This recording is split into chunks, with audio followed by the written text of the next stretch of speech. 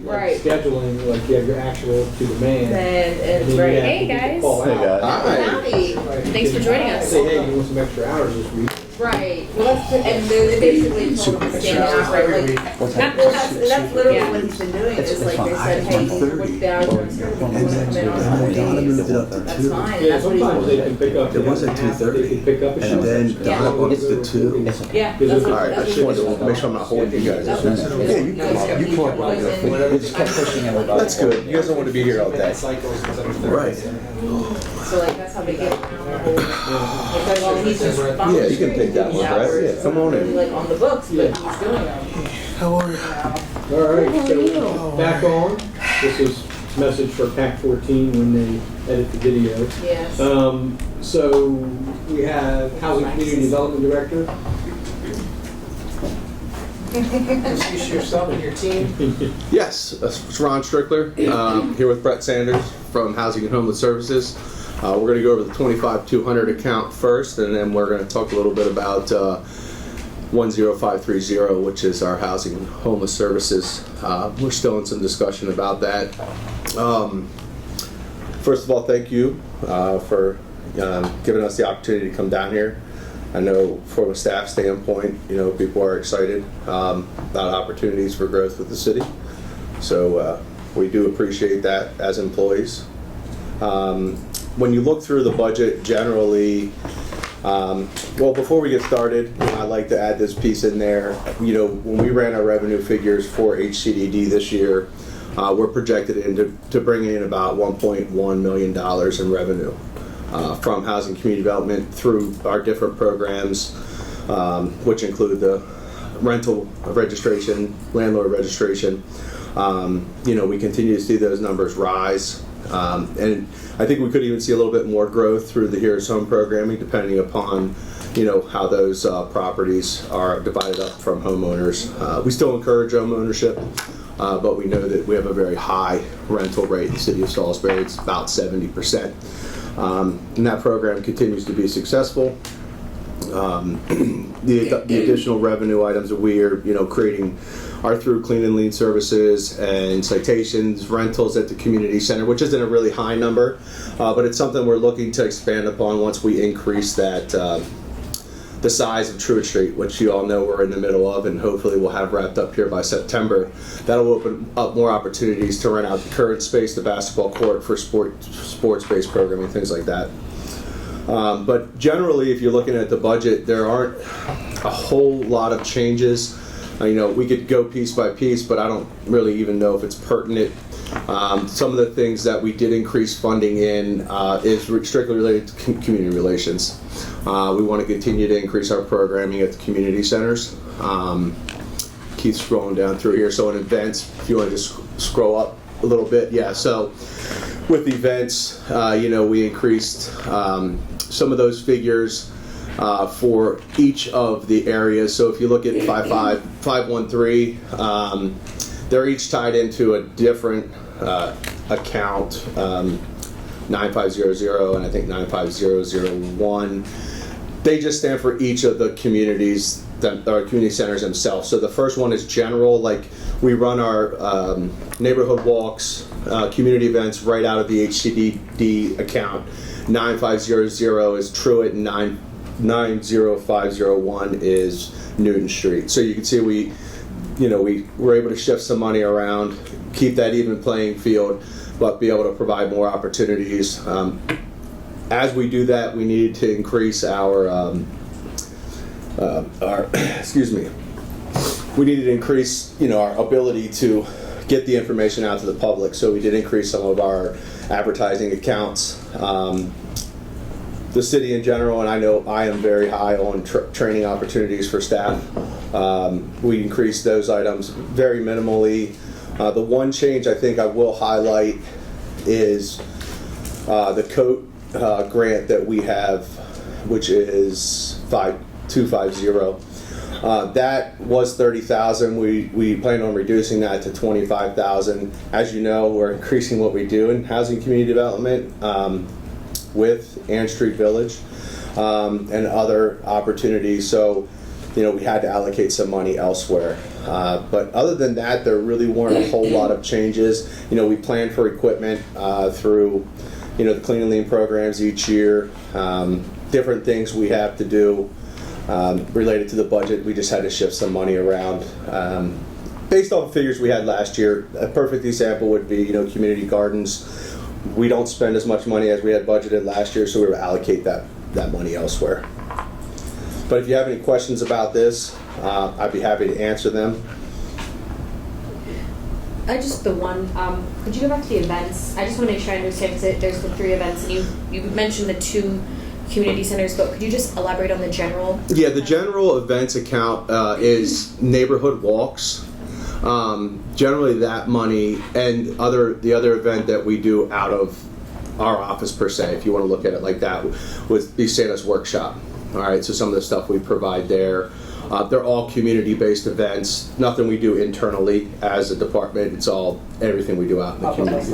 Pop-up bus stops come out of both Newton Street and sometimes Truett. It really depends. We've been able to keep a pretty decent running tab of those events that we haven't had to dip into the community centers. But they want to expand upon what we're doing at these walks, and obviously having a little bit more funding helps do that. Yeah, awesome. Thank you. Any questions, comments? You got another board to look at? So this is really, Complicated. It is complicated. So I have Brett with me in case there's any questions I'm not able to answer, but in other essential items, because a lot of this stuff is covered in that piece. Right now, Brett is our only city-funded employee in Housing and Homeless Services. Going into FY23, we had established an additional grant. There was ESG money available through COVID that allowed us to hire a 3rd person, but that money has now expired. And we have 2 grant-funded positions. In essential items this year, I requested, obviously we know we've set up the sponsorship campaign, so some of these essential items are going to be covered specifically out of that sponsorship campaign, which includes electricity, propane, and just operational services at the site. I don't know if you are aware, but we did receive a pretty nice sized donation into that account recently. So we think we'll continue to see that grow. As word gets out, we get to ribbon cutting on Friday. But the 2 big requests that I had this year were the homeless case specialist and, now coordinator 1, coordinator 2, to be funded by the city. So there's always this fear, not only in the employee, but I think in myself, is if we were to at any point lose this grant funding, knowing that we already have our street outreach, our Housing First program for the city, we've added a 24/7, 365, 23-person facility to our workload. And we saw that we could possibly take some of the money that we use for Housing First right now. So we were allocated, I think it's about $108,000. It might have increased last year by $2,000 for just some general costs if we were out in the community. It's $108,000. So what Brett's done since coming on board as manager, we've been able to go back into our accounts and find about $50,000 from previous years. It's different from this 10-530 account and 2520 is that this money rolls over each year. So it's set up almost like a grant account. So that money never falls back into the general fund. So we found this $50,000 that will roll over into FY24, which opened up the opportunity to look at funding one of these positions. The fear is if we take money away from the Housing First program, if we will then be able to continue with that program, because, and Brett can talk a little bit more about this, but HSP and PATH right now pay Joe Rufo's salary. HSP can be used for housing the homeless, but in that permanent supportive program, we don't have the flexibility that we have right now funding it through the city. The COC, and correct me if I'm wrong, the COC has a list of homeless individuals that they work off of. And when you take this money from the coalition, there's a whole different set of guidelines that are required. Where we mainly focus on folks in Salisbury and Wycomico County, we would then have to look at the entire list. We could be housing folks from Worcester.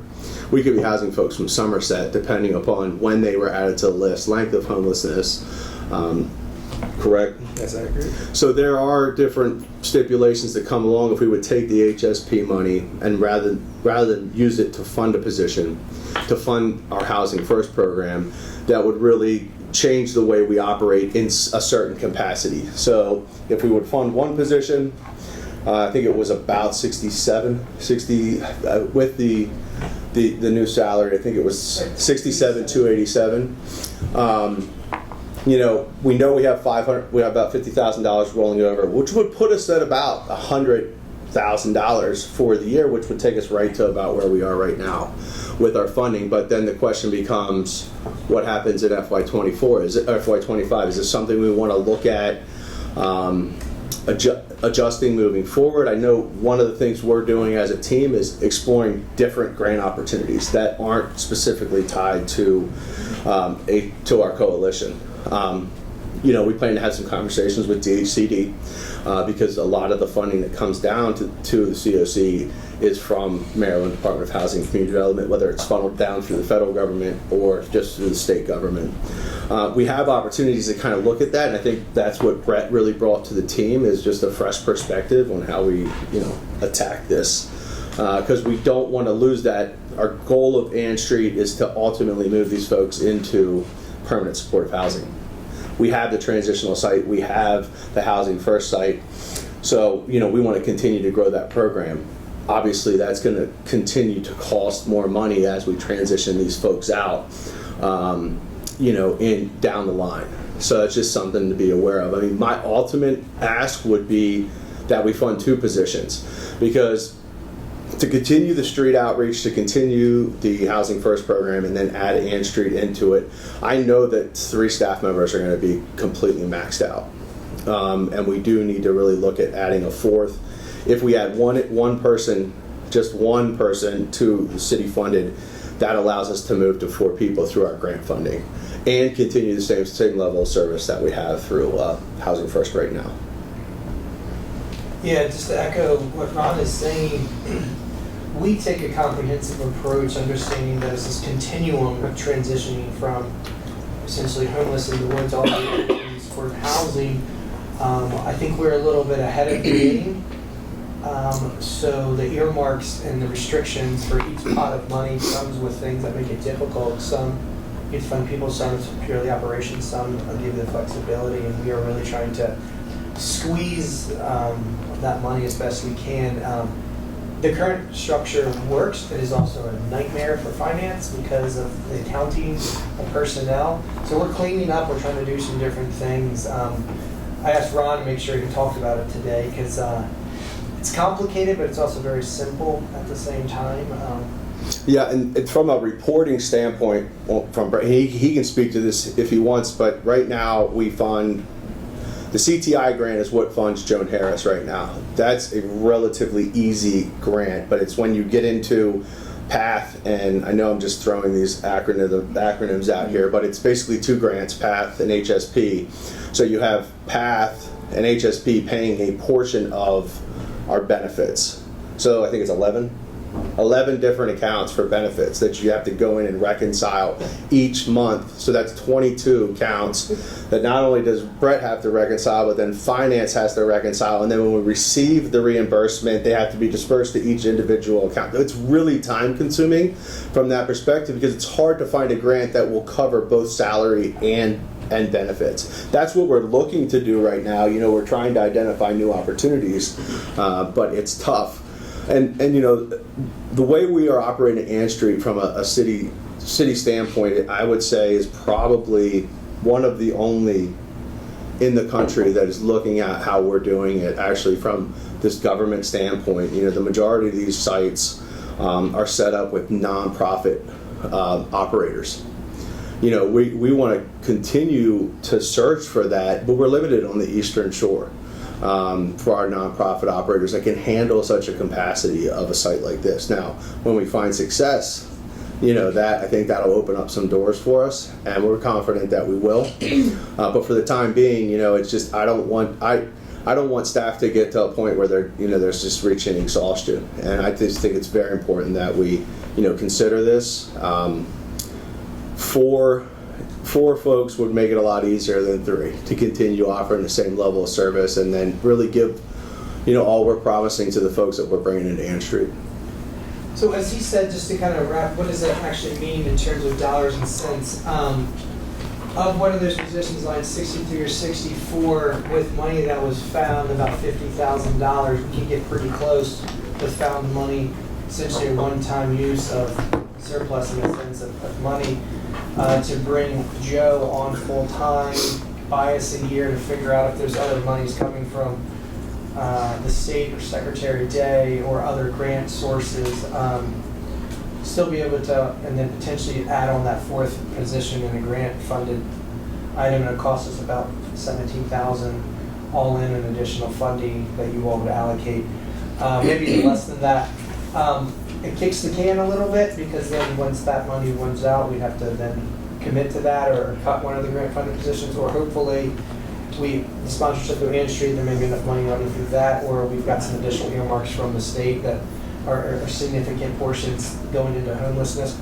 But again, we don't often have a decision point that is brought before you all, but I wanted this is one of the few that are coming to you just to understand the mechanism, the mechanics, that we're open for.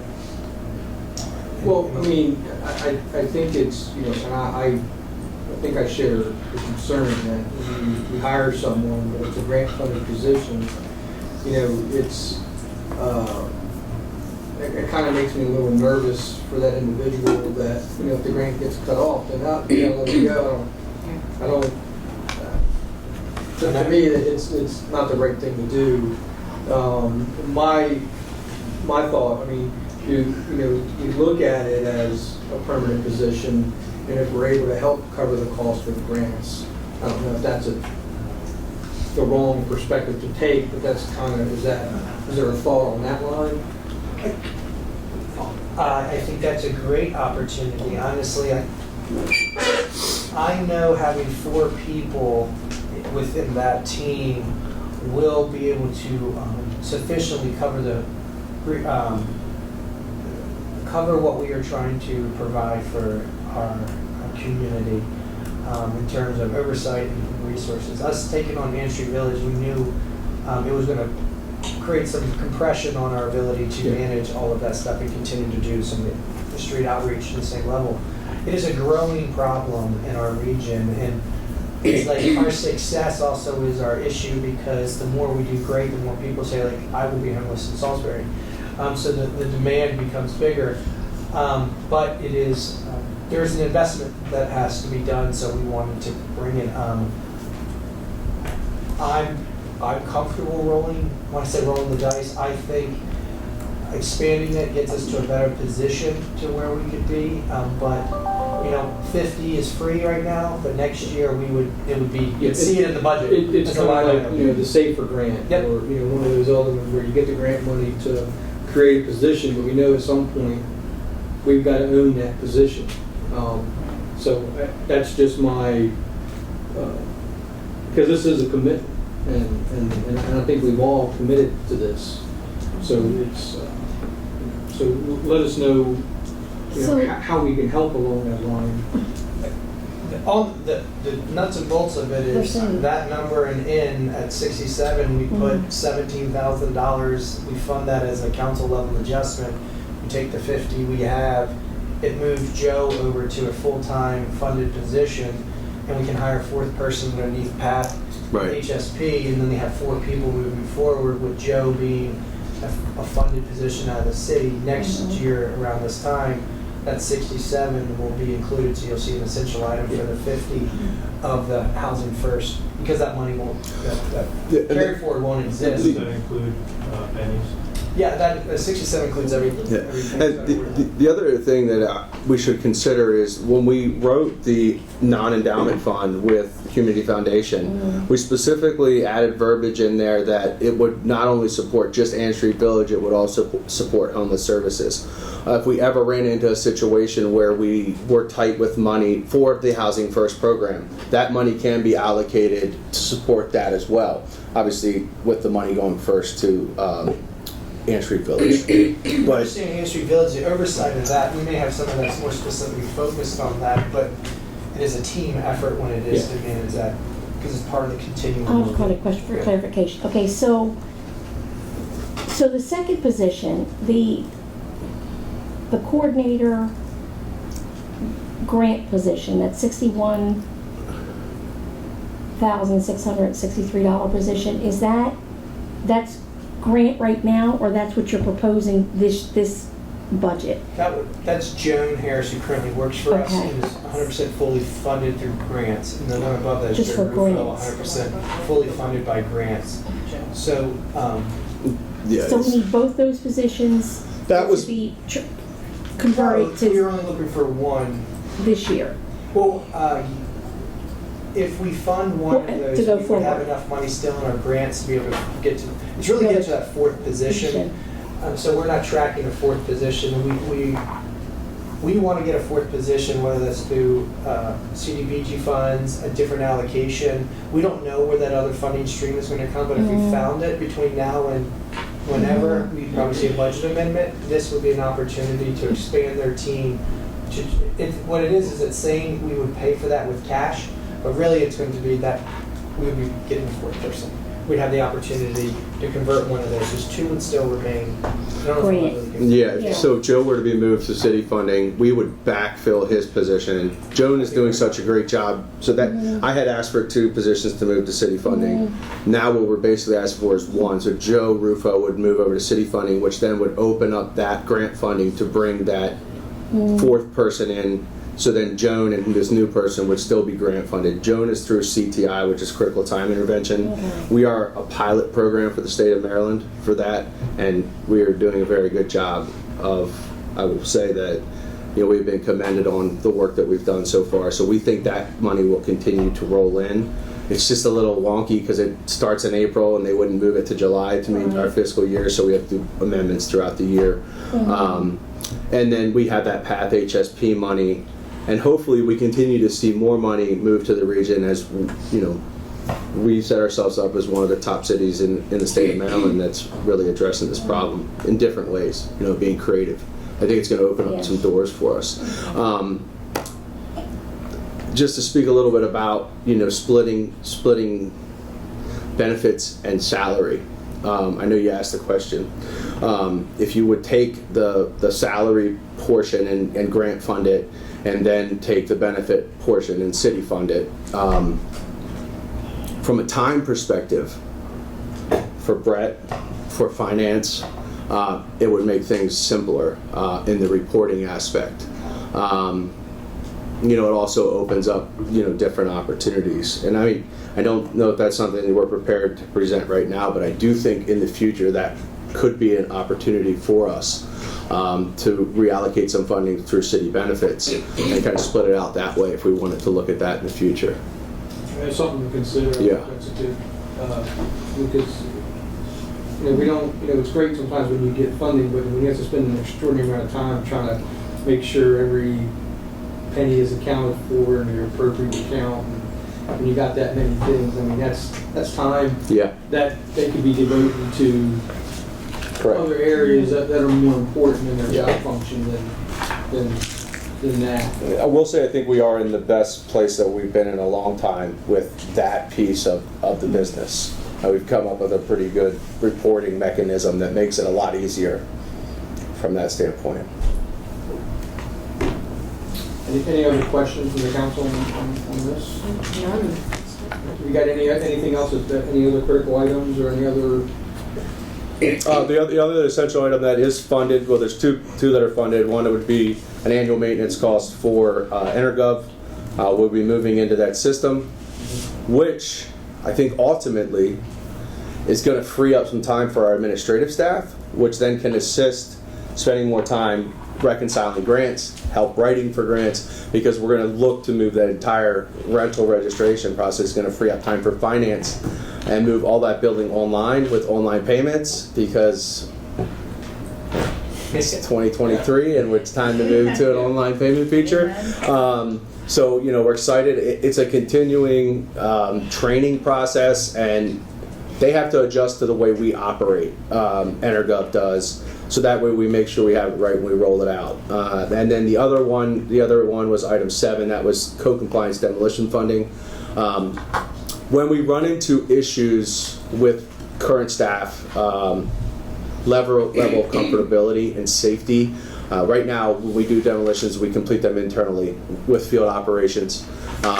Sometimes those houses are really close together, and the gentleman that does operate the excavator isn't comfortable, and we don't want to push beyond that. We do have to go outside. We have one right now that we're in the process of, and this was one of Mayor Day's, since I've been here, property that is needs to come down. So we're finally getting there, but to continue that process, we know there's going to be other properties in that situation. This piece of money will go towards those properties to pay for just the tear down. City still does clean up, dump run, but it's just the actual demolition of the building. All right. Any other questions? Any other concerns, comments? Excited for this Friday? Yeah. Yep. Long time coming. All right. Thank you. Thank you. Yeah. Thanks for coming down. Very much. Thanks, Scott.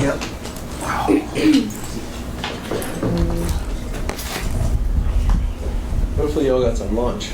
Yeah, we did. Just eating budget all day. Yeah. Yeah, just like pop in where, of course, where it went.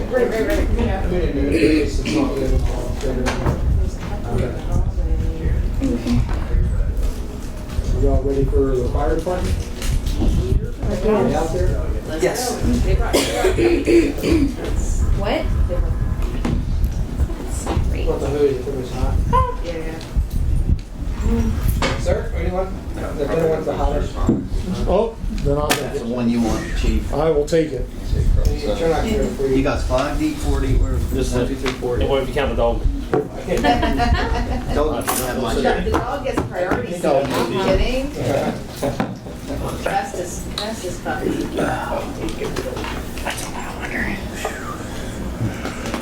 Good afternoon.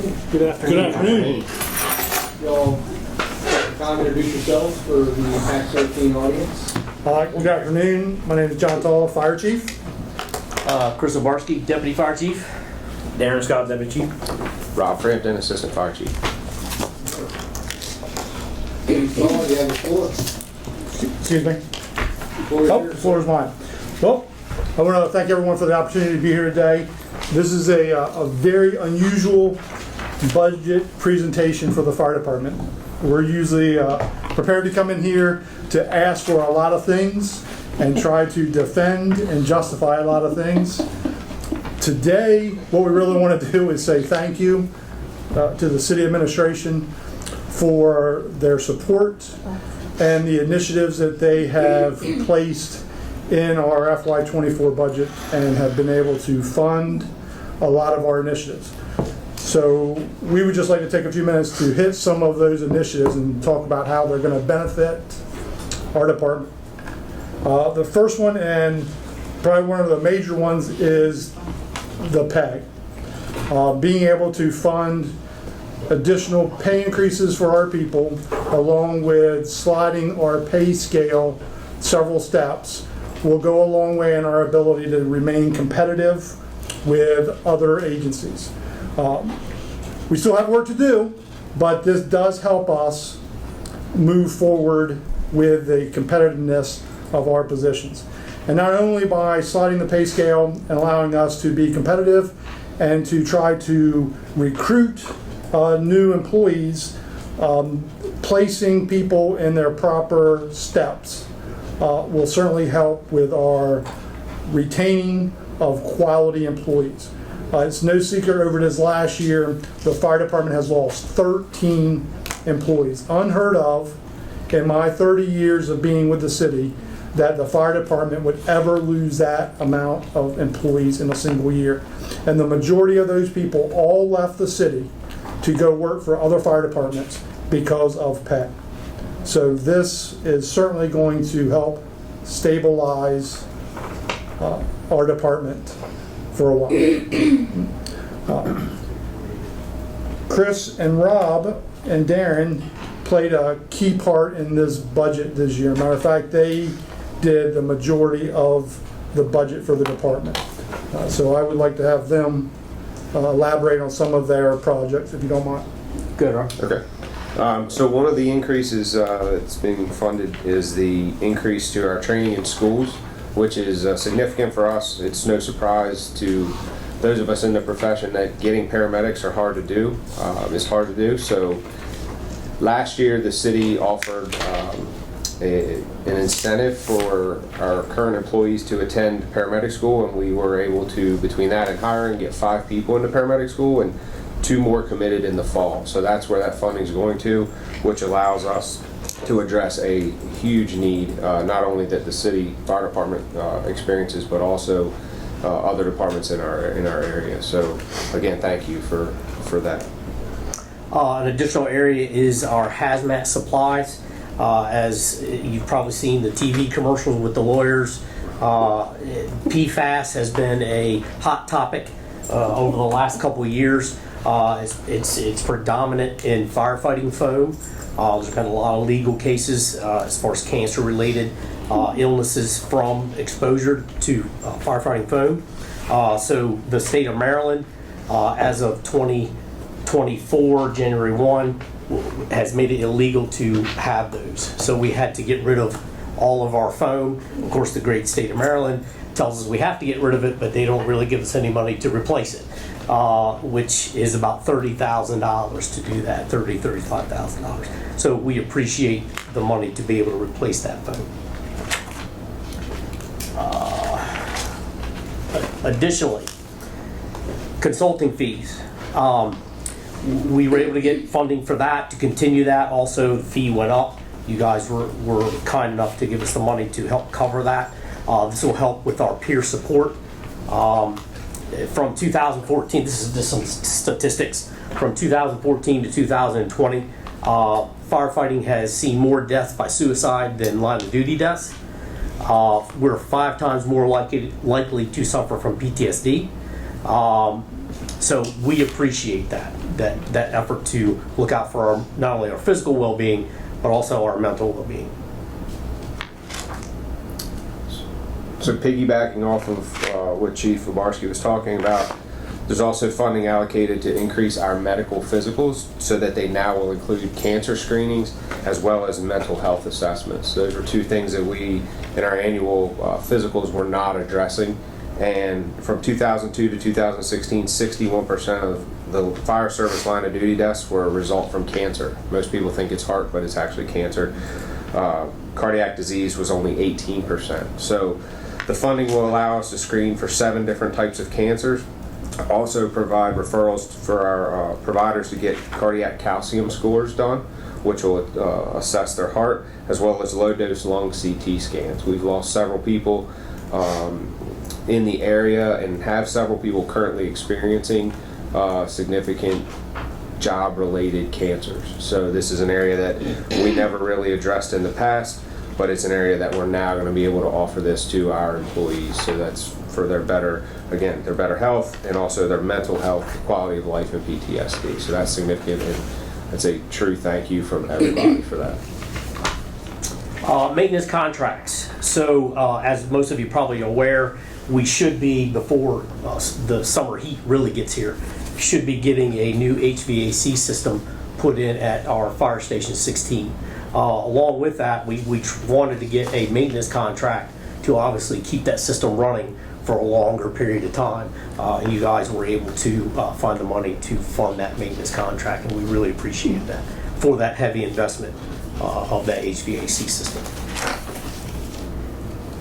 Also, equipment and supplies. We asked for, in this particular area, what we call SEEK thermal imaging cameras. These are basically heat sensing cameras that firefighters can use while going through smoke-filled rooms and actually locate victims. It also helps them, if they get in trouble, they can find their way out. Our goal is to outfit every riding position with at least one of these cameras so that everybody has that ability to, one, search for victims, two, find their own way out if they need to. They will also, Based on, there's a recent situation where that could have saved lives in a different city. In Baltimore. yes, Baltimore City. Baltimore City. Yeah, if you follow any news, the recent, about a year ago, Strickler Road in Baltimore City, where 3 firefighters died. One of the problems is after the collapse, they didn't have the technology rapidly available to locate these 3 firefighters. They eventually were able to find 2 of them within 10 minutes or whatever, and then the third one, it was hours before they lost them. So when they went back and looked, the people on the first riding assignments that arrived, they didn't grab these cameras. Right? They didn't take them with them. They were available on the unit, but no one took them. So our goal is to prioritize it, that's part of their equipment that they take with them every time they get off the engine. They have these cameras readily available. So.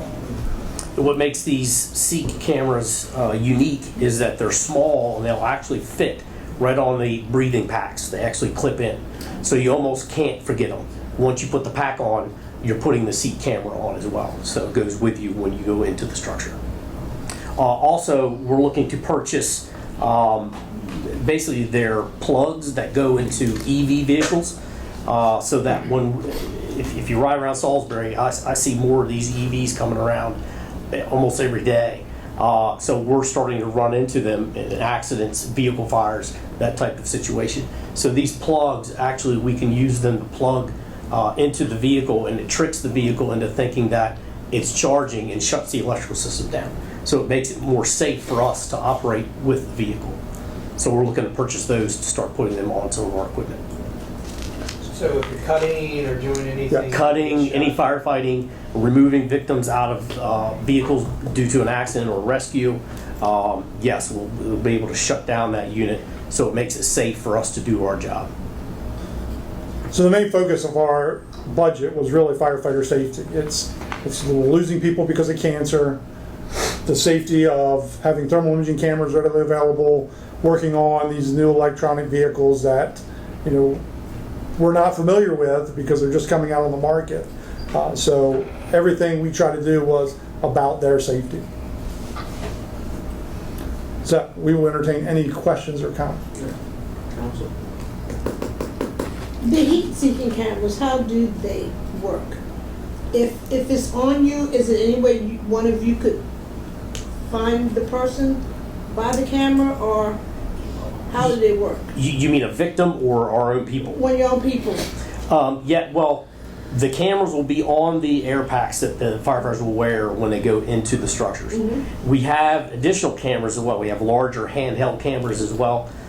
So yes, we can actually locate each other with the cameras, as well as the victims. So when a firefighter is using it, do they have something that alerts them that somebody's here? No, they actually have to look at the screen. Okay. It has a screen on the camera. It's about this big. Yeah. And it's the screen is about as big as the front of the phone. And you turn it and you walk with it. Oh, okay, I got you. And it's just like a thermal imaging camera, and you'll see heat signatures of hot or cold. So if it's a victim in the building, you will see the heat signature from that person, and it will look like someone's laying there, and you'll be able to go to them. Now, they can be misleading. The issue we've run into before with the cameras is because they're so sensitive. If you were asleep in your bed, fire happened, alarm went off, smoke alarms went off, you jump up and run out, and we get there pretty quickly and we don't talk to you. When we go into that room and we scan, the heat signature could still be there from where you were laying in your bed. So we can't use it as the only tool. I mean, we still have to use the basic skills that we learn of using our hands and checking. We just can't go, there's someone right there, and spend an hour, look, I see them, they're right there. Is technology sometimes. One thing that popped up earlier, No, you go right ahead. one thing that had popped up when Assistant Chief Lee was here was talking about ballistic vests. He brought it up, I know, so back and forth, I know that was a question that some of the council wanted to have maybe further understanding or your guys' thoughts on providing sort of ballistic vest protection for emergency response personnel during events. Yeah, it's been a growing concern for us for several years. We do have policies in place that our people don't run into certain situations until we know the scene is safe, i.e. shootings, stabbings, domestic issues. But like the other night, over the weekend, we had the shooting with a young man. The scene was as secured as it could get. There was a large crowd there, and while we were working on the victims, we actually had people trying to get into the ambulance while they were trying to work on the young man there. So we've had those instances where the scene was secure as could be, but yet we had possible issues that could have arose from us being in there. We rely a lot on law enforcement, but at the same time, it really doesn't afford us a whole lot of protection. School shootings are a big hot topic as well across the country. We try, we're going to try if it ever happens around this area, knock on wood, hope it never does.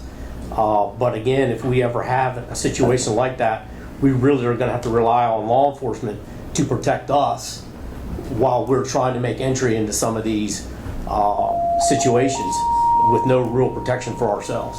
Yeah, because the new scenario for that type of event is we go in with them. Right? The new technique, things they learned after Columbine was that waiting for SWAT teams, police officers to go into a building, secure the building, make sure it's safe, and then for us to go in to help the people, it was a failed system, right? Because they had documented cases where those people were alive, but then they died inside a building because of the time frame waiting for help to get there. So the system evolved to now where we're sending our providers in to hot zones where the active threat is still happening in order to get to the victims sooner. So in that case, we're relying on, do law enforcement have any extra vest for us to put on, or we're going in without any vest in the hopes that they're going to be able to protect us, get us into safe rooms and all that stuff. It is a topic that we have been pursuing for a period of time. The National Fire Protection Association has adopted new standards that even calls into place fire department personnel being assigned ballistic vest for their protection. It doesn't withstand everything, but it's a help. It's a start because of the scenes. It's not necessarily the shooting scenes that are the issue. It's the scenes where you go for unknown emergencies, or you go for an assault. You just walk up on a scene and all of a sudden someone pulls out a gun and you get shot.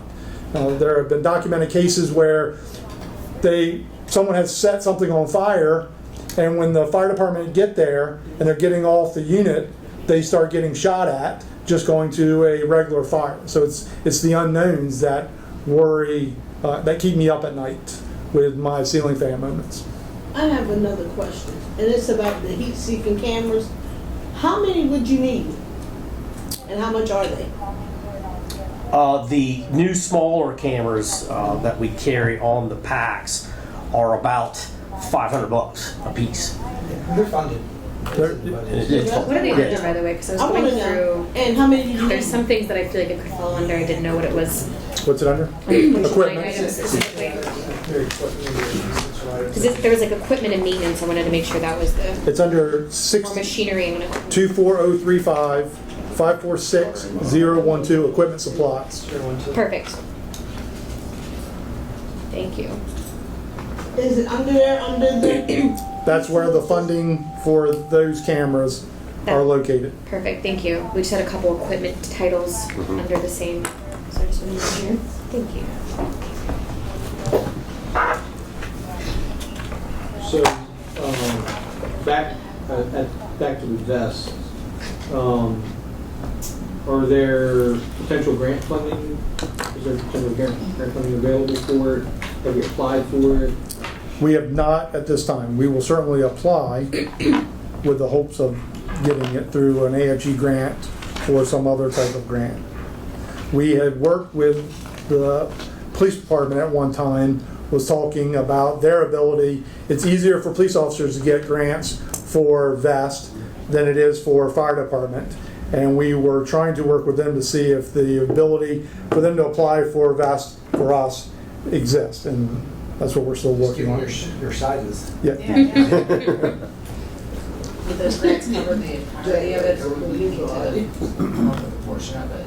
But I mean, It all depends on the scope of the grant, whether there's any type of match associated with it. If it's some grants are a 50-50 match, so we wouldn't know until we saw the grant guidance to know. I think we estimated about $75,000 to outfit all 102 employees. Yeah, that was part of Lee's thing. He had that number quoted, which I passed around. Was one of the things he wanted if we were to regain that funding. So if we were able to, and maybe take the approach of a multi-year approach on funding it, where let's the first year target the most critical firefighters, paramedics. I know everybody's critical, but who of your personnel is most likely to go in first?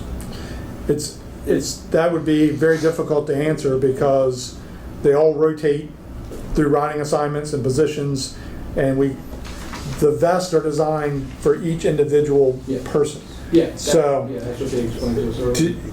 You may not have command staff. Like these guys would probably be the last to go, but any squad would probably. Yeah, I mean, it would have to be 22 people on shift times 4, so 88 would be the bare minimum in order to really put something like that in service. Because how do you go, well, I'm going to give you a vest. I'm not going to give you a vest. Right. And because of our call volume, we could put everyone riding on the 4 EMS units, we could give them vests. But Murphy's Law is those 4 ambulances are going to be committed to other calls when this violent call happens. Right. And I'm going to take these 2 people off a fire truck and they're going to go to that violent call and they're going to have no protection, and that's when it's going to happen. So, in my opinion, to invest in something like that, I think it's all or nothing, unfortunately. Angela, I know you had something a minute ago. Well, I just have statements. I mean, I certainly appreciate the administration and the mayor for addressing the fire department's concerns and needs with salary issues and other funding issues and stuff. But I really do want to commend the council, because I know that we've been working towards this goal for several years in a row and have been, beating the drum of the fire department. And I know it's very difficult and challenging to fund these types of things, and they're just it's like the electrician that showed up. I mean, I've been saying this for 5 years. It's like this has showed up, and it just makes me very happy. And I know our council, and I want to thank them for that too, because they've been very, very helpful in this process. So I know it's a process for everybody, but we certainly went through it. And we certainly want to thank each and every one of you for the support and for recognizing our needs. And Angela, that's a perfect segue. It's almost like you set up the screen that's in front of us. I see this. Yeah, go ahead. I see this. Just back to the story about the 3 firefighters who got lost in the building. Mhm. Do you guys, is there nothing that, you guys, I have a little key fob on my keys that keeps me from losing my keys that I can ping on my phone. Is there nothing that they make for you guys that does that? They do. They do. Like GPS trackers? They have the technology It's just what kind of price you want to pay for it. Right, that's what I was just They have wondering, I figured it was something that was very pricey, but. Yeah, they have the technology Like that's built a in. luggage tag. Right. Well, It's It's kind of what it is. And then you eat the. I can give you mine. Our self-contained breathing apparatus has a personal alert safety system built into it. Oh, wow. So the system is designed that if I lay motionless for 30 seconds, it starts going off. It goes into what's called activation. So it's a loud pitched noise that starts to beep, and then the longer I lay still, it gets faster and faster and faster until it goes to full alert. And once it's in full alert, it is the worst sound ever. It's very annoying. So you have that. You also have, in like our system, we have the ability that we have a device that you can walk into a building, just say something happened and that pass device did not go off. You can walk and it will beep because it's recognizing a signal of an SCBA in there, but it's not going to pinpoint they're in that room or whatever. Right. It gets closer. Now, if you, thousands and thousands of dollars, the SCBA has a system designed that you can sit at a computer and watch the SCBA move around the scene, but it's very costly, and then there are often problems with it because it's technology. They go out, they fail, and then you're sending packs back all the time to get the system fixed. There are very small prongs when these things get plugged in. So prong bends, break, it sends false signals. So the pass device is one of the biggest things that we use to find people. The unfortunate thing in Baltimore was it was a collapse, and it was a collapse of multiple floors from a row house that had burned numerous times. There was already structural instability with the building, and it pancaked. So first floor down, second floor down, roof down on top of them. So getting the debris off of them was extensive. Plus, it was still burning. Yeah. I guess maybe coming back, if we could, on the ballistic vest, if we could put that, On our put list. a pin on that. Yeah, I'd like And to then think about it. if we can, over a couple weeks, see what we can do as far as money-wise, Right here. looking to see if we can find anything. I know you guys have been through every penny, but I think it's, I do want to mark that as a critical item. Yep. It is. What about 125 vests, we think? It is. So one of the, so, you know, as he pulls that back up, guys, thank you, and maybe if you guys part two of this. As you can see, what we have included in this year's budget and what we have been doing, again, Angela, appreciate you guys taking this stuff seriously.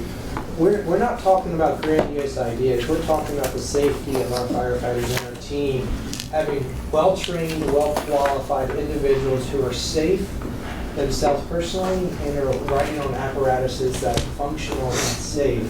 It is not cheap.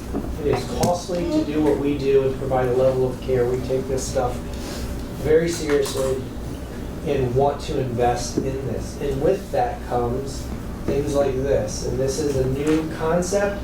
That is, I'm just leading into this. I'm going to turn it over to the fire department to further explain a little bit about background to the fire life safety fee and fire service agreements, and then I'll give the mayor the closing word.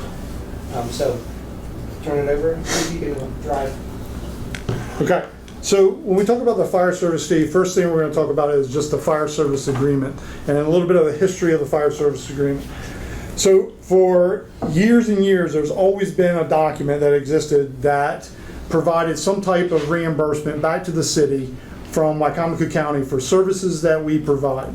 So the original document was talking about the delivery of fire, rescue, advanced operations or special operations, hazmat, confined space, dive, those types of events, and emergency medical services to areas outside the municipal limits of the city of Salisbury. In that document, it had a scope of practice and a reimbursement rate. So it established reimbursement rates for 3 different categories. One was fire responses. So anytime a fire unit would respond outside the municipal limits in our fire district, it would create a call that was reimbursable. Every time our EMS unit went out into the unincorporated area and we transported, it was a rate. And anytime we went out, and let's just say there was no transport, there was also a billable rate that was associated with that call. When the document was first created years and years ago, that was pretty much all it covered. In 2017, the city and the county signed a new agreement, and in that agreement, it also called out an additional fund for special operations, but it had a term limit associated with it where it would be year 1, it was this amount, year 2, it de-escalated down to a lower price, year 3 it went down, and then year 4 and 5 it was gone. There was no special operation costs associated with the fire service agreement under the 2017 edition. That agreement ended in July of last year, and the city and the county negotiated a 1-year deal of the fire service agreement. That deal increased the reimbursement rate of fire responses, EMS transports, and non-transports, and it also added a one-time $120,000 capital outlay cost. So they recognize it's costing a lot of money for the city to maintain fire equipment, EMS units, so they added that one-time fee. In there, it established what is known as the Salisbury Fire District. So if you can go to the next slide, please. This is the Salisbury Fire District. So the orangish yellow is what is the municipal limits of the city. The red is the unincorporated areas, but it's our fire district. So when you look at that area, the yellowish orange, that's about 14 square miles of territory. When you look at the total area that we cover, it's about 50 square miles of our fire district, plus we provide mutual aid everywhere. We go everywhere. Anyone that calls for us, we provide. We go to Somerset County, we go to Dorchester County, we go to Talbot County, we go to Worcester County, we go to Sussex County. Anyone that needs us, we go to. Next slide, please. So why do we need... Real quick, I don't know, I don't think it's in the quantity of calls, understood district, in the district and outside the district. Is that our slide that's coming up? I think it's on the slide. Okay, great, sorry, keep going. So why do we need a fee? Well, everything is costing more, and it's significantly more. We've experienced a 30% increase in just our maintenance operation. So to keep our equipment running every day, and the call volume that we're seeing, equipment goes down, right? From motors to tires to pumps, you name it, we are experiencing maintenance issues on it. Additionally, we're seeing significant decreases in volunteerism, not only in the city of Salisbury, but the entire county for fire departments. If you look at the national level, it's the worst it's ever been. So in 1985, there were 884,600 volunteer firefighters. Today, there are only 682,000 volunteers exist. Right? It's the occupation is driving people away. A lot of reasons for that. One, people are working multiple jobs. They do not have time to volunteer anymore. Not only are they doing that, but families. Lots of single parent families exist. So they can't become a volunteer because they have no one to take care of their children. In addition to that, it's the mandatory training that we have to have. Just to become a volunteer firefighter, you have to take a few classes. All right, you got to take a firefighter class. That class right now sits at 135 hours. So that is 45 sessions of 3-hour classes that you have to take. You want to be an EMT? 204 hours, 68 sessions. And on top of that, you got to have some hazmat class, which is another 36 hours. So it takes a year to a year and a half just to get the basic certifications to be able to perform as a firefighter. Right? So it is very difficult for people to join and become volunteers. For us, it's the double whammy of loss of volunteers and our significant call volume increase. I mean, our call volume goes up every year. We're 21% since 2016. Last year, our number went up 6%. Already this year, we're another 5% increase on what we were the same time last year. We ran over 16,000 calls in the city of Salisbury. Just in the little city of Salisbury, 16,000 calls. You multiply that with the loss of people, right? And these people aren't members that were new to the job. They were senior members, experienced members of our department that left and went elsewhere. Where'd they go? Ocean City, Anne Arundel, Annapolis, Talbot County, Hebron. People left the city of Salisbury Fire Department and went to work for Hebron.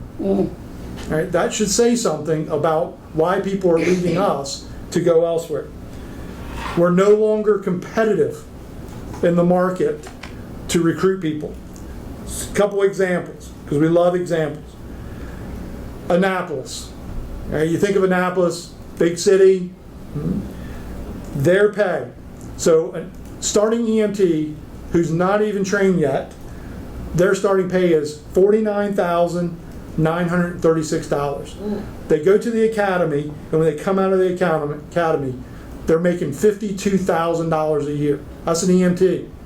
A paramedic, no training, they're not a paramedic yet, $57,024. They come out of the academy, they're making $64,000 a year.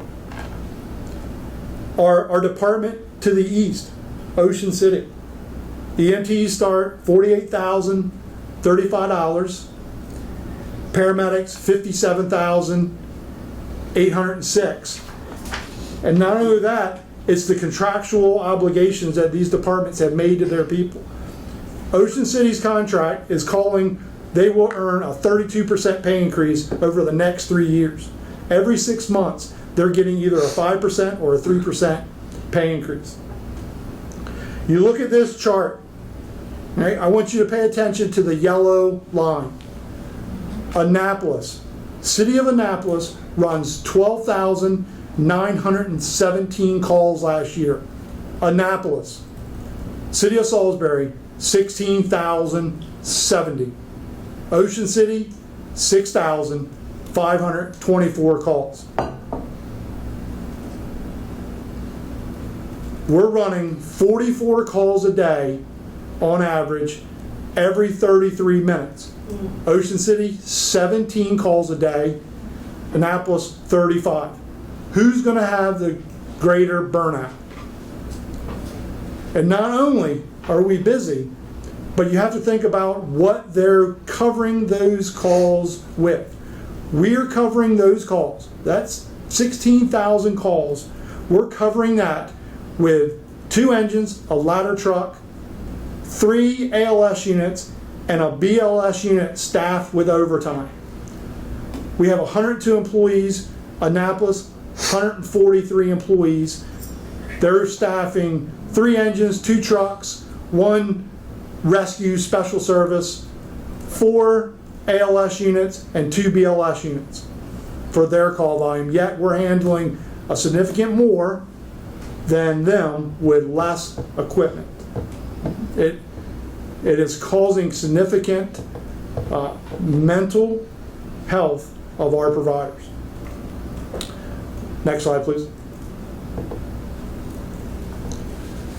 So why else? Right? Costs continue to rise. Everything's happening. We were fortunate that the city received a significant amount of money through the American Rescue Plan, and that money was able to be used to fund a lot of the expenses over the past couple of years.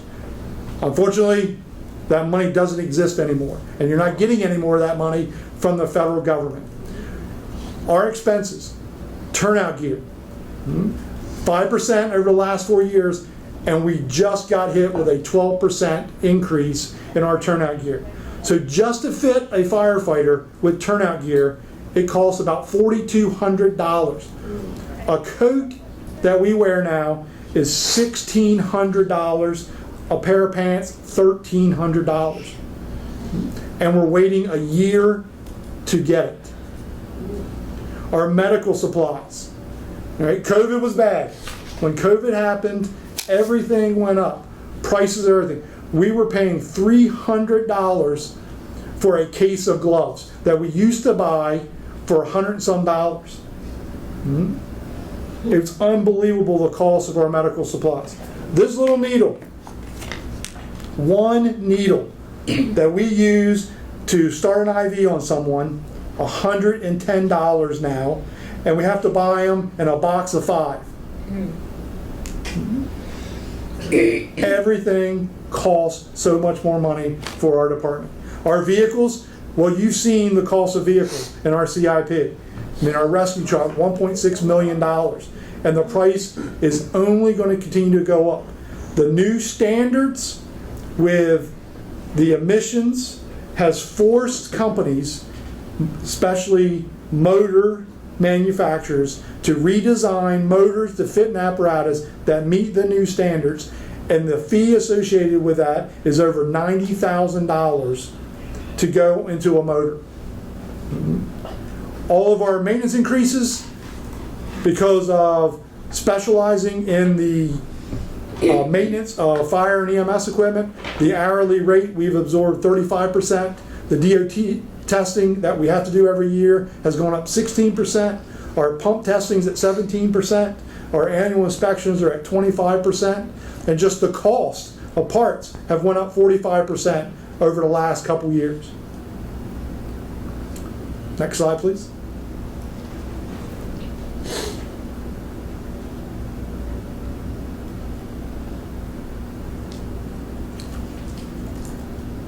Mr. Mayor, are you handling that, or? Yeah, I can handle that. So the fees are broken into 3 separate units. Land only, there is no fee, obviously, although we may get a crash fire or brush fire on it. We're not going to charge. An apartment unit is $50 a unit, and the commercial, residential, industrial, townhouse, and condominiums is $300. And as it points out, that's less than $1 a day to cover all of the expenses that are up there. The chief did a great job pointing out what the increase of costs have been. And I can tell you that it doesn't just apply to the fire service, it applies across the board. You've seen it at home. Eggs are $4 a dozen. $4 a dozen. Where'd that come from? The chickens had COVID. I mean, it just doesn't make sense.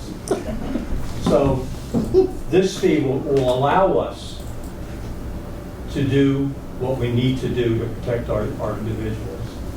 On a personal note, when I first ran for council 8 years ago, I said, actually it's 10 years ago now, I said that public safety is my #1 priority, and it hasn't changed since then. This is probably the best summation. We are here together at a critical junction, a national crisis, when our local fire departments have too little funding and too few staff to effectively respond to calls for service. How can we serve and save our residents? The answer is simple. We have to invest in them. I intend to do that because it's the right thing to do. And we are going to take some heat for it. Believe me, we will take some heat for it. But I can sleep at night. I can do. So we're gonna do this. because we appreciate you. Yeah. And this is for both, a fee for everyone, city It's a and. fee for anybody in the fire Right. district. Yep. Everybody in the fire So district. even the extended, Even the okay, extended. perfect, that's what I would like to know. Even the extension. Our fire service agreement that we are negotiating right now, because the current one ends at the end of June 30th, includes our request, our proposal is that if you are in our district, everybody should do it. Because again, the same level of service for me down the street is the same level of service we're going to provide to To go these out. people. Yep. Same level of protection, the same level of training, the same level of all of that stuff. We think it is a fiduciary responsibility to do this and for everybody to pay it. And I can tell you right now, as someone who relies on you guys on Yeah. a regular, I cannot speak highly enough about the skill and the response that we get every single time we need you guys to come out from it. You are there quickly, you are effective, you get in treatment, you get us to the hospital quickly. I cannot speak highly enough of it, and you guys are absolutely 110% worth this, if not more. So, like, I cannot stress enough how much my family personally appreciates you guys and how much we're gonna work to make sure that this does the job for you and gets you what you need. And the last thing that I would like to say is I want to thank the council for your support. And definitely thank you guys for what you do. Yeah, thank you. As much as I see your Pemberton apartments, it's like 10 times a day. I know, And it sounds I'm like for real, you a know, mini that's a station lot. right there at Parkwood Apartment. And it can't Right be, across the station. You just need like a little substation right in there. it can't be lost on us because there's people who question response time. And I think there's calls, but response time, when we are talking about Getting lives, to the, yeah. it's how fast we get there, not, hey, I can show up 45 minutes, or I can show up in 8 minutes. If it's your life on the line, You need your to be loved one's there. life on the line, we are paying for also the availability of people to be there in a responsible time frame. And The I think that national is something- standard is, Chief, What's that? the national standard response, For fire units is 4 minutes. 4 minutes. 4 minutes. We've had you guys show up Hold your breath. before, and Right. Hold your breath. Hold your breath. Yeah. Well, I had to drive from Deer Harbor, when I was a volunteer, drive from Deer Harbor to Fruitland Firehouse. You know how many minutes that took on a good day? And then you add waiting for other guys to get there from some places further. Get on the fire truck and then drive to the scene.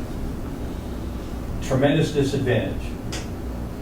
Correct? I'm not. Yeah, absolutely. So, That'll- I just have a question. How are you planning on, is that gonna be just a yearly fee, or is that still in discussions right now? Right now, it's a yearly fee. Okay. is this going to apply to units in, I know this has been brought up before about SU and university housing, is this going to apply to that, or is this going, is that We going have to be a- separate? Not to the campus, right? Not to, we have a different, we may be asking them in a different capacity to help with To some help. of our issues. Okay. To help reduce our overall cost. Right. We have some fire engines we need to get some. Yeah, we need some. Yeah. Anyway. Yeah. And Is the one city thing- gonna bill for this? When are we sending out the bill for this, July 1? The idea, so When's the again, one these are coming? negotiations that are, there's a Okay. moving target a little bit, but it would be for this, what we have control over is our city property tax bills. So this would be a line item, just like stormwater fee is on it, you would see that on your city thing. We are working through the way that we bill the people within the county for this fee. It is also worth noting that we have shared this concept with the fire chiefs in other districts, Everett, Westside, Fruitland. You can speak on their behalf, or I can, but this is something that I think is universally wanted because they understand that. So, Yep. because some of the They were chiefs, gonna- some of those departments are career fire. They were gonna vote on it the last Chiefs meeting, which was in Delmar, no, Parksburg, I think, somewhere.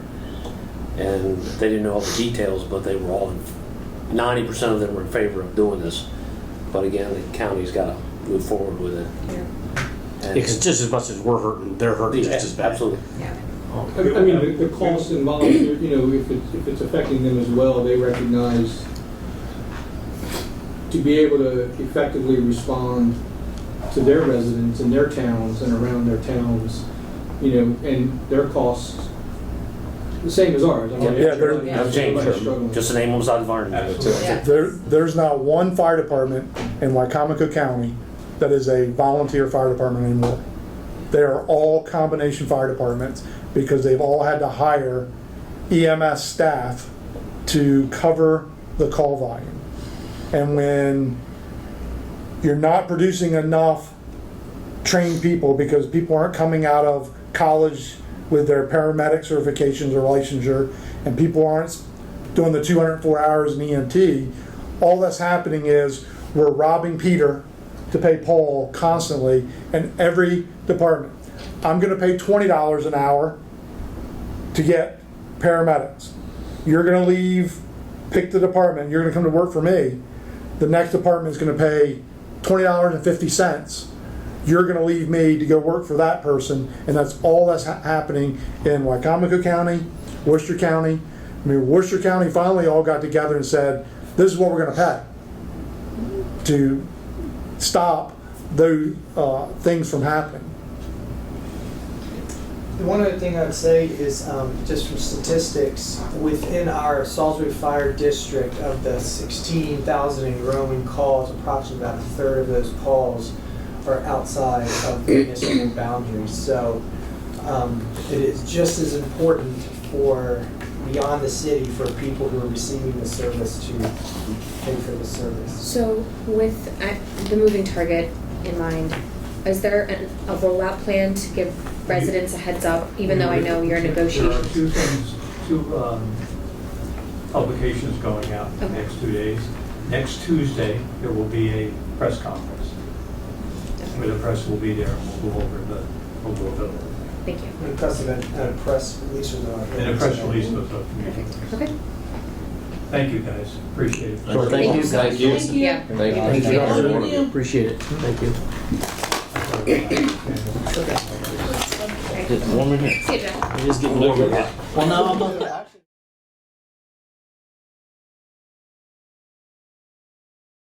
So now we're going to finish up the financial health assessment that Keith does every year, and we're going to dig back into a few things.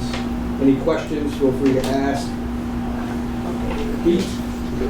Okay. We left off on a slide that represents our tax assessments and our tax levy.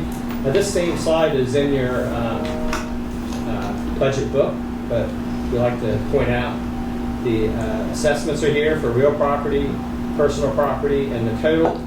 And you can see that the tax rate over time,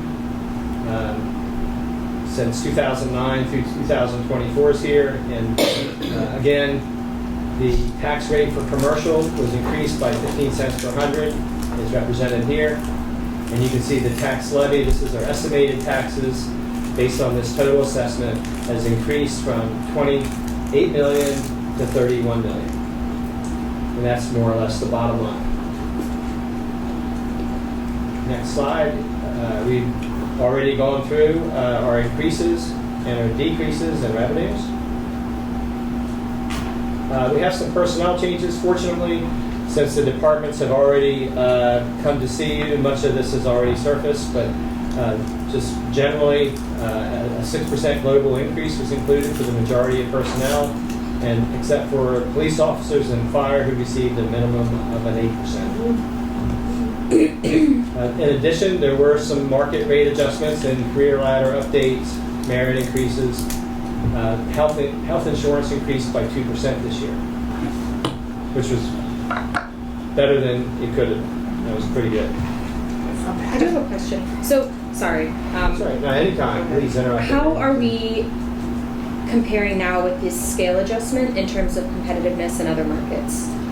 Like, I know that this was like meant to like bring us close to par, but it sounds like some of the languaging means that we still have a little bit of a step to go until we're in a more competitive environment, or Yes. we there? Well, so competitiveness is interesting. So when you become middle of the pack, but you still have the highest call volume, you like it's still the strain of like we can be equal with Fruitland, but we do twice as many calls. So there is that the balance. So competitive means we are in the pack. But we are also one of the highest call volumes, calls for service, whether it's police or fire. So there's always, this is what we knew that we could financially do and afford to do. So it is a step in the right direction, significant step in the right direction. Is that helpful? No, yeah, that answers some of my question, because you would establish this for overall, that answered even for the other departments. Are you looking at the? We have mapped out the new positions that occurred. I'll let you just review those. If you have any questions, we eliminated some positions and we have some frozen positions. I just want to see where. We had declassifications. So we worked really hard on our personnel. As Andy said, we wanted to take care of people. It was very much needed, and that's why you see quite a few reclassifications this year. In this, oh, I see it. No, I don't see it. For the HCDD, the position for the homeless program, the additional. So that would be. So a new position being one that either didn't already create or we've called it something else. Because we didn't, it's not in here because we brought it up as a conversation piece. So there was no funding allocated for it, so that's why it's not showing up. Oh, okay. I'm sorry. So that fourth position doesn't exist yet. So. That's right. Sorry. This is in your budget reports, but sometimes it gets overlooked, so I just wanted to call to your attention for 9101. It has both the transfers and the grant match. And the transfer to general capital projects, sometimes we refer to that as PAYGO, but that's where the general fund sends money over to the general capital projects where it can reside indefinitely. It's not lost at the end of the year. The projects, we didn't push very much money in there this year, which is good because that didn't stress the general fund. We put $61,000 there. We sent no money over to the National Folk Festival Special Revenue Fund this year at this time. And then this is similar to last year. This is the transfer to fund Housing First. And then, of course, we have our grant match.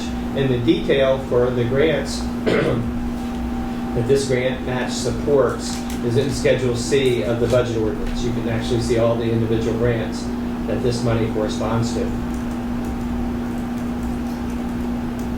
This also is in the budget book. We just took a snapshot so that you can see the capital outlay that's occurring in the general fund.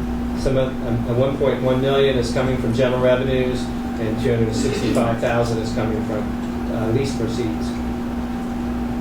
That's a very large amount that we were able to fund from cash, so that's a good thing. These are our capital projects, and you can see that we have some was funded from stormwater, some from grants, some from reallocation of existing proceeds, and then 3.1 million coming from new bond proceeds. That's scheduled for this year. And then we have our water sewer capital projects, and we have 225,000 that's from reallocation, and 4 million that's coming from a new bond. As far as our debt service, you can see that not a big change. It went from 4.1 million last year to 4.3. We have an increase of 194,600 in debt service. Here's a slide that we just are sharing with you, something that we use when we do the CIP plan. We have a debt service policy that says our debt service should not exceed 10% of our expenditures. So we keep track of that when we plan our capital improvements. And you can see we keep track of, after the capital improvements that are scheduled for each year, how much is left in debt service. And these are the percentages. So you can see it ranges from FY24, 8%, 12%, 9%, 9%, 5%. But we try to schedule our capital improvements so we are not exceeding our financial policy. This is a slide we created a few years ago. We wanted to bring attention to just how significant our costs have increased over time. And our tax levy in FY12 was $20.4 million. Today, it's as you saw on the previous slide, it's $31 million, or an increase of $10.6 million. So our taxes have increased $10.6 million, but that compares to an increase of $24 million in just these functions right here: general government, public safety, housing and community development, Department of Infrastructure and Development, Parks and Rec, debt service. So again, our taxes went up $10 million. Some of our major functions have increased by $24 million. Public safety alone, and that's what this long bar is, $15 million. That's $5 more million in the taxes that we realized. So it's important just to see how significant public safety has increased in that period of time. I already shared with you the trash fee slide. Every year we take a look at our revolving and our impact funds that are on hand. And a few years ago we established a goal of keeping $1.5 million on hand for the possibility of maintenance in the water sewer fund. So we also established a goal of about $1 million for impact. That would be an opportunity for new business to come into town. We have to build new capacity, new distribution systems to them, and we need money immediately available. So that's a total of $2.5 million. As of March, we had $3.2 million, so we're $772,000 over what we established as a minimum for maintenance and capacity. It's not as good for operating. You can see if we were to have 3 months of operating expense as a goal, we should have $2.7 million on hand. And you can see we actually had negative cash on hand at that time. So we are short on our water sewer funds, and it's consistent with what I said before, where our fund balance in the water sewer funds need to be built. Not sufficient. This is that slide we saw before. This is the minimum water sewer fee added to the trash, showing that we're actually still very competitive in the marketplace. This is some very good news. I have the slide everybody dreads for the last 3 or 4 years. I've showed that we have the original wastewater treatment plant loan that failed in 26, 27, and 28. That's $2.2 million. And then we had the new loan for the new wastewater treatment plant. And our budget is not trained to cover both of these at the same time. So it was going to result in about an $8 million cost over this 3-year period. And we were planning to try to build $8 million in cash on hand so that we could work through that period. And we have not succeeded in doing that. So we contacted MDE, and we have been able to rework that amortization of this loan so that we can continue to pay the lesser amount of $150,000 and amortize it once that original loan is over. So that's a huge win that we have, and it's going to allow us to work through this period and avoid an $8 million crisis. Keith can't sell that enough. That is a significant, we would have been looking at a very different water and sewer budget this year and the next year if this did not happen. So yes, this is very significant. You could actually wake up in the night if you're a finance director and say, where am I going to get that $8 million? I knew where I was going to get it, but I'd rather not have to get it. Mandy salary. Yeah, right. Taking away 3 times. You're going to have to work here the rest of your life. Don't forget your future. I'll just bring the buckets of water down there.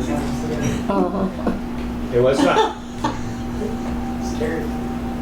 You said bucket somewhere. Well, so it wasn't a forgiveness. We did kick the can down the road.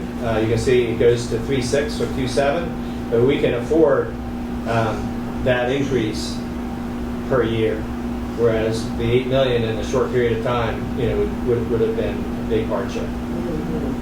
So, very happy about that. And then we just have the final two slides, which we summarize our strengths. And I think we've demonstrated that the city, in its current standing, has a strong financial position. Our unassigned fund balance is strong as of 6/30/22. We have funded most of the water sewer projects that need to be funded, which is very important. You don't want unfunded liabilities because you're not funding important projects. So those are some of the strengths. Some of the weaknesses. We don't have the ability to fund everything that we would like to in our capital improvement plan. We continue to feel the stress of increases. Medical costs are expected to increase 6 to 8% per year. Our predictable pay plan is a significant amount each year that the general fund faces. The fire services, we've made a very significant step this year to properly fund our fire services. We still want to work with the county to optimize funding for our fire services. We also want to work with the county to bring tax differential to the citizens of Salisbury, and we are continuing to improve our parking funds unrestricted net position.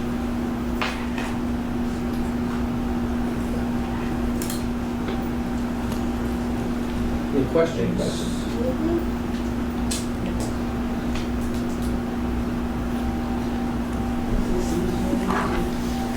Thank you, Keith. Thank you so much, everybody. Andy, good work. I don't have a job anymore. Thanks, everybody. As I mentioned, the press release on the fire safety fee will go out this afternoon. So pay attention to your email, but it'll highlight everything we've already talked about. And then we go out again, I guess, Thursday morning. We'll consolidate based off, we're doing about 15-minute intervals with everybody, so we'll probably be done in the morning. So we can all work on that schedule. Everybody. Awesome. Yeah, you guys did a wonderful job. The fire life safety fee press release has already gone. All right, so Yep. Yeah, I saw it come through. Yep. Oh. And let the calls begin. As we mentioned, next Tuesday is the press conference, so as people are asking you, or don't feel like you have to answer all of the. It is in the press release. Cool. I'll just send it. But people have want questions answered, they can come to that. That's what we're going to be doing tomorrow. Perfect. I'm getting my blood drawn at 11:45, so I'll just attend and then hop in and get my blood drawn and call it a day. I can send this. Yep. They have it broken up into blocks. I'm here to get the official closest. I thought they should have. You can at the visitor center there, but I just went ahead and We're reserved. done today. We will be Thursday morning, back at 8:30 a.m. We've already removed a couple items off of Thursday. Kim will just update that schedule. We'll be taking off on Thursday. Besides from the mayor's office and HR.